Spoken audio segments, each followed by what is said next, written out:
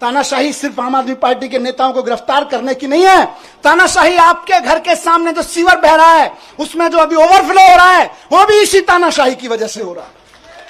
जो नाली नहीं खुल पा रही है, उसको 1.5 साल से पैसा नहीं मिला ठेकेदार को, वो इंजीनियर रो रहा है बेचारा कि मैं कहां से पेमेंट करूं ठेकेदार को। यह भी इसी तानाशाही की वजह से हो रहा है। आपकी गलियों की नालियां सड़ी हुई हैं इस तानाशाही की वजह से। मैं ही जेल में नहीं हूं, केजरीवाल जी जेल में नहीं है, आप भी नरक में रहने को मजबूर हैं इसी तानाशाही की वजह से, क्योंकि आपके घर के सामने का सीवर फ्लो हो रहा है, 1.5 साल से पेमेंट नहीं हुआ जल बोर्ड का। ये तानाशाही नहीं है तो और क्या है। आज पूरे देश में मैंने कहा विचलित करती थी मुझको इस खबरें। हर रोज कहीं ना कहीं सुप्रीम कोर्ट भी डांट लगा रहा है, उसके बावजूद जनता अपनी सरकार चुनती है, कहीं के राज्यपाल को, कहीं के उपराज्यपाल को कह के जनता की चुनी हुई सरकार के कानून कैंसिल करवा देते हैं। कई महीने तक कानून, कई साल तक कानून पड़े रहते हैं, उनकी पॉलिसी नहीं पास होने देते। ये तानाशाही नहीं है तो और क्या है। नुकसान किसको हो रहा है? नेताओं को तो खाली जेल ही हो रही होगी, असली नुकसान तो जनता का हो रहा है, जिसके लिए पॉलिसी बनाई गई थी, जिसके लिए कोई कानून बनाया गया था। यह तानाशाही है, इस तानाशाही के लिए लड़ना पड़ेगा दोस्तों। और आखिरी बात जो मैं अभी, क्योंकि विचलित करनी है कई सारी चीजें, मैं अभी 2-3 दिन पहले टीवी देख रहा था, और उससे पहले भी देख रहा था टीवी में। 1 साल से टीवी देखा न्यूज पे, और क्या सहारा था, आपकी खबरें, आपकी शक्लें देखने को मिल जाती थी। मैंने देखा कि देश के गांव से एक बहुत प्यारी सी हमारी बेटी निकल के खेलों में देश का परचम लहराती है सारी दुनिया में, और जब वो खड़े होकर कहती है कि आपकी पार्टी के एक अफसर ने, आपके लगाए हुए एक फलाने नेता ने हमें छेड़ा है, तो आप उसको गिरफ्तार तक नहीं करते, और हमारी उस बेटी के ऊपर तरह तरह के सोशल मीडिया ट्रोलिंग और ये सब कराते हो। ये तानाशाही नहीं है तो और क्या है, मुझे बताइए। और तुम्हारे उस, ये बेशर्मी तानाशाही है कि उसको गिरफ्तार तक नहीं किया जाता। इस देश की बेटियां जंतर मंतर पे बैठी रही, खिलाड़ियां, हम और आप सब अपने बच्चों को खिलाड़ी बनाने का सपना देखते हैं।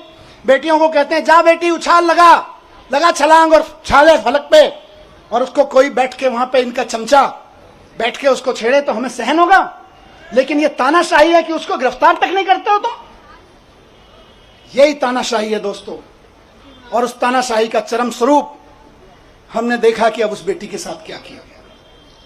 मैं बहुत ज्यादा नहीं कहूंगा उस बारे में, लेकिन सबको पता है किसने किया और क्या किया।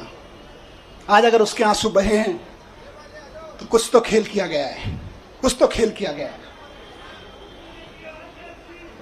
दोस्तों।